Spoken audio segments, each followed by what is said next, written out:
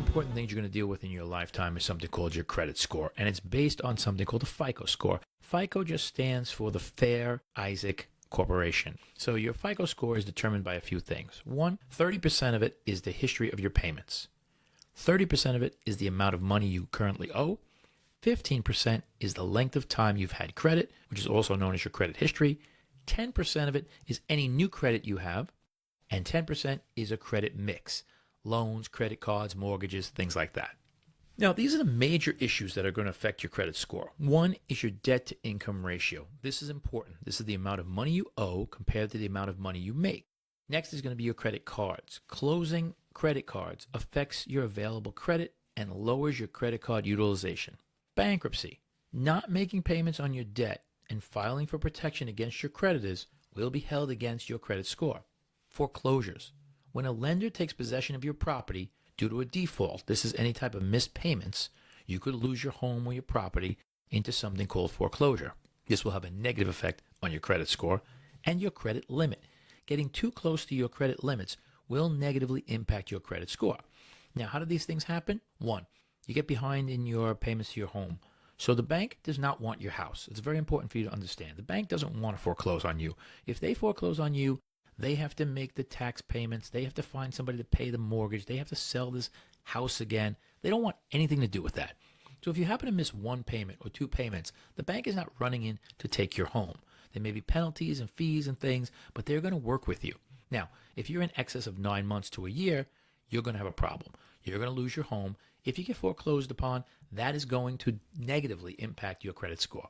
Same is true with a bankruptcy. If for whatever reason you have to go bankrupt, it's going to take you at least 10 years to clear that off your credit record, which means in that time period, it's going to be hard for you to try to buy another home, try to get a car loan, try to get some credit cards. And if you do get loans, they're going to be at very high rates. Now, how do you check your credit? There are 3 credit reporting companies: Equifax, TransUnion, and Experian. Everyone is entitled to check once a year for a free credit report. This is very important. You want to know what's going on with your credit. If you don't check this, there are problems that could occur with fraud, even intermingled credit, and I'll tell you about that in a minute. And the other thing that you want to make sure is that everything that you said you did is there. So if you're making your payments consistently, you want to make sure it shows up there. If someone tried to take out a loan or a mortgage under your credit or under your name, you want to check to see that it's not on your credit report. And something very simple that happened to me. So my father and I have the same first and last name. So what happened was I was doing a little search on my credit, and I found that his car loan was on my credit report. I had to call the credit reporting company. I had to tell the credit reporting company that this wasn't my loan.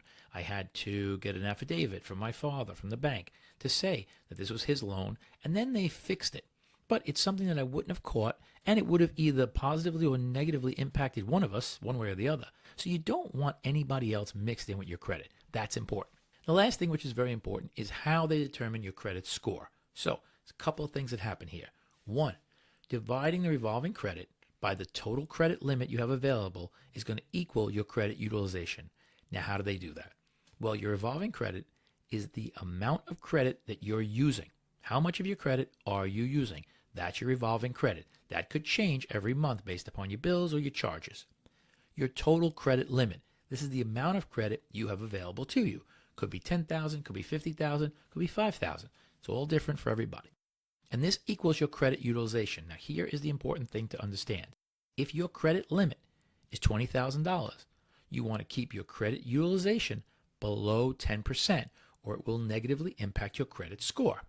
For example, if you have a credit score between 500 and 850, which is the lowest to the highest, you're going to see a discrepancy in how you're treated when it comes to credit.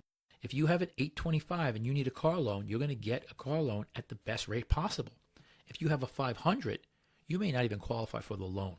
So it's very important to understand how your credit score could affect the rest of your life. Sometimes it's better to have credit than it is to actually have money, because the higher your credit score is, the more eager the bank is going to be to give you money. And then as long as you can make the minimum payments, you're in good shape. If you make the minimum payments on most of your loans, it'll take you 30 years to pay them off. So you want to avoid that. Now, credit card companies do not want you to avoid that. They want you to pay as much interest as possible over the lifetime of the loan so that they make money. So keep that in mind. And we'll discuss that more when we talk about different types of credit and how that works. For right now, all you want to look at is how your credit score operates. So 500 being the worst, 850 being the best, and anything between 700 and 850 is going to get you the best possible rates.